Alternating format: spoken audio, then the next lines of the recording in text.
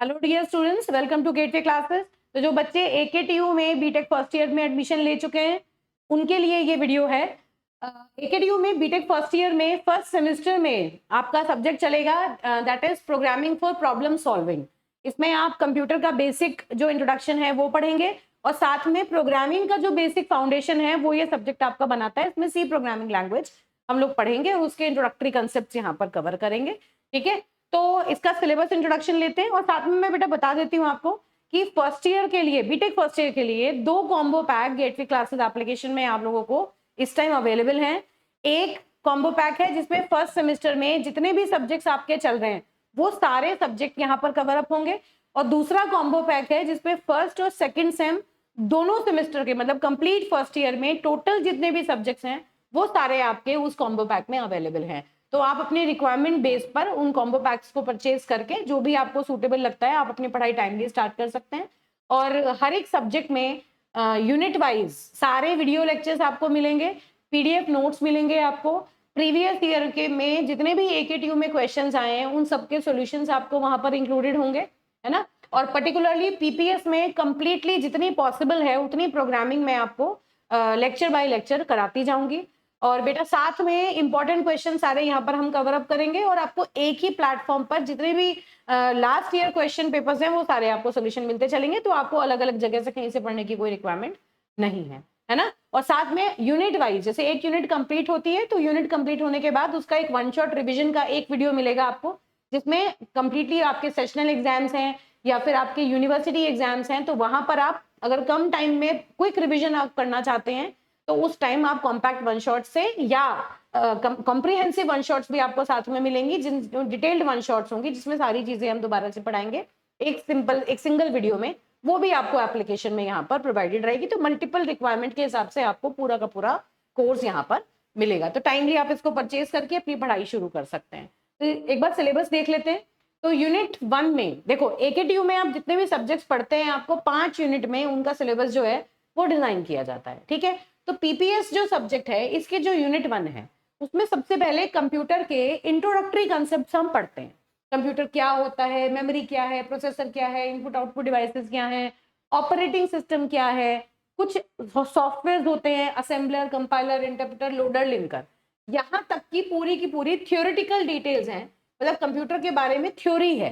Computer क्या है, कितने टाइप के सॉफ्टवेयर होते हैं, है ना, कंप्यूटर का इंटरनल कंपोनेंट क्या होते हैं, कितने टाइप के ऑपरेटिंग सिस्टम्स होते हैं, ये सारी चीजें यहाँ इंट्रोडक्टरी पार्ट में हम पढ़ेंगे।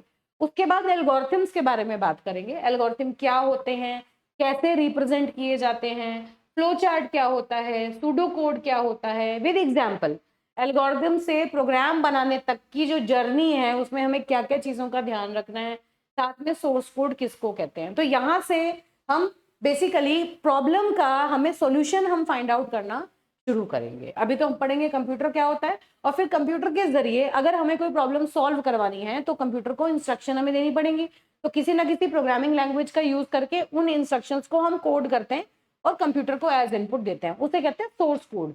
उन सब बातों के बारे में पढ़ेंगे। एल्गोरिथम क्या है, एल्गोरिथम प्रॉब्लम को सॉल्व करने के लिए पहले स्टेप बाय स्टेप उसका सोल्यूशन बना लेते हैं, है ना, उस सॉल्यूशन को कहते हैं एल्गोरिथम।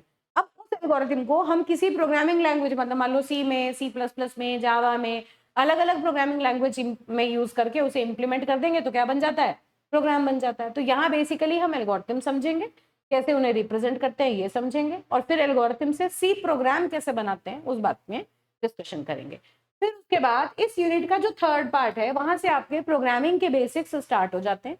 प्रोग्रामिंग बेसिक में पर्टिकुलरली सी प्रोग्रामिंग यहाँ पर आप इस सब्जेक्ट में पढ़ेंगे। तो सी प्रोग्राम कैसे बनाते हैं, उसका क्या स्ट्रक्चर होता है, सिंपल सी प्रोग्राम कैसे बनता है, सिंटेक्स क्या होता है, कितने टाइप की एरर्स होती हैं, कितने टाइप के कोड होते हैं, कैसे सी प्रोग्राम एग्जीक्यूट होता है, कितने डेटा टाइप्स होते हैं, वेरिएबल्स होते हैं, स्टोरेज क्लासेस होती हैं, ये टॉपिक्स आप यहाँ पर पढ़ेंगे। अभी डायरेक्टली नाम सुन के हो सकता है ये बातें समझना है क्योंकि प्रोग्रामिंग लैंग्वेज में जो जो चीजें अवेलेबल रहती है वो यूनिट बाय यूनिट हम यहाँ पर कवर अप करेंगे। फिर आपका जो यूनिट 2 आएगा उसमें जैसे हर एक प्रोग्रामिंग लैंग्वेज में कुछ ऑपरेशंस हम कर सकते हैं। जैसे मैथ्स होता है, मैथ्स में क्या करते हैं, दो नंबर को हम ऐड कर सकते हैं, सब्ट्रैक्ट कर सकते हैं, तो प्लस माइनस मल्टीप्लीकेशन डिवीजन ये कुछ ऑपरेटर्स होते हैं ना। ऑपरेटर मतलब वो सिंबल्स जिनका यूज करके हम ये बता सकते हैं कि इन दो नंबर के ऊपर हम क्या काम करना चाहते हैं। तो इसी तरह सी प्रोग्रामिंग में भी मल्टीपल टाइप के डिफरेंट डिफरेंट एक्सप्रेशंस होते हैं। हम बहुत सारे वेरिएबल्स लिखते हैं, ऑपरेटर्स लिखते हैं, उनके ऊपर क्या क्या ऑपरेशंस हम परफॉर्म कर सकते हैं, उन सबको हम डिटेल में यहाँ पर पढ़ते हैं। ठीक है, उसके बाद टाइप कन्वर्जन पढ़ेंगे, लॉजिकल ऑपरेटर, बिटवाइज ऑपरेटर बहुत इंपॉर्टेंट है एग्जाम के लिए, assignment operator, operator precedence and associativity. तो ये पूरा का पूरा जो कंपोनेंट है जिसका फर्स्ट हाफ है यूनिट 2 का, it is based upon the types of operators and their precedence. ठीक है, जैसे कोई एक्सप्रेशन हमने लिखा a plus B minus C divided by D minus 2, ये एक एक्सप्रेशन है इक्वल टू x। ये एक एक्सप्रेशन मैंने लिखा, तो इस एक्सप्रेशन में ये किस तरह से इवेल्युएट होगा, कितने ऑपरेटर्स मैक्सिमम आपकी सी में अवेलेबल हैं, उन्हें आप कैसे यूज करेंगे, वो चीजें यहाँ पर हम पढ़ेंगे। ठीक है, फिर इसके बाद इसके सेकंड पार्ट में आ जाता है कंडीशनल ब्रांचिंग, जिसमें हम इफ एल्स स्टेटमेंट्स के बारे में पढ़ते हैं और स्विच केस के बारे में पढ़ते हैं। इफ एल्स और स्विच केस, ये दो चीजें यहाँ पर हम कवर अप करेंगे। ठीक है, जब प्रोग्रामिंग करेंगे तो वहां पर इन टॉपिक्स के मतलब आपको समझ में आएंगे। यूनिट 3 का जो सिलेबस है उसमें लूप्स के बारे में बात करेंगे। तो दो पार्ट है अगेन इसके, लूप्स और दूसरा पार्ट है एरेज। ठीक है, लूप वाले पार्ट में 3 तरह के लूप पढ़ने हैं, वाइल, डू वाइल और फॉर लूप। इनके ऊपर बेस्ड बहुत सारी प्रोग्रामिंग है जो हम यहाँ पर कवर अप करेंगे। साथ में कुछ लूप कंट्रोल स्टेटमेंट्स हैं जैसे ब्रेक स्टेटमेंट, कंटिन्यू स्टेटमेंट, इनके बारे में डिस्कशन होगा। Then we will switch to arrays. Array एक डेटा स्ट्रक्चर है बेसिकली, उसको हम कैसे यूज करते हैं, कैसे डिक्लेयर करते हैं, कैसे मेमोरी में वो रिप्रेजेंट होता है, उसके ऊपर बेस्ड एरे, स्ट्रिंग्स और इनमरेशन, यूनियन, बहुत सारे इंपॉर्टेंट टॉपिक्स हैं जिनके ऊपर इस यूनिट में कवर अप हम करेंगे। आपकी पांचों यूनिट में सबसे ज्यादा सिलेबस आपकी यूनिट 3 में है और सबसे ज्यादा प्रोग्रामिंग भी यूनिट 3 में ही होती है। ठीक है, इंपॉर्टेंट यूनिट है, बड़ी यूनिट है। फिर आ जाती है आपकी यूनिट 4। यूनिट 4 के भी दो पार्ट हैं। पहले पार्ट में हम यूजर डिफाइंड फंक्शंस के बारे में बात करेंगे। देखो, सी प्रोग्रामिंग की बात कर रहे हैं, सी में दो तरह के फंक्शन होते हैं। एक होते हैं जो पहले से एग्जिस्ट करते हैं, एक होते हैं जो प्रोग्रामर अपनी रिक्वायरमेंट के हिसाब से बना सकता है। तो हम यहाँ पर जो मेन कंसर्न हमारा रहेगा, हम ये सीखेंगे कि हम किसी प्रोग्रामिंग लैंग्वेज में, जैसे हम सी प्रोग्रामिंग की बात कर रहे हैं, सी में अगर यूजर के को अपने रिक्वायरमेंट के हिसाब से कोई नए फंक्शन बनाने हैं तो वो किस तरह से उनको बनाएगा। ठीक है, फंक्शन कॉल किस तरह से होती हैं, different calling parameters, recursive function, ये सारी चीजें हम फंक्शन वाले पार्ट पे देखेंगे।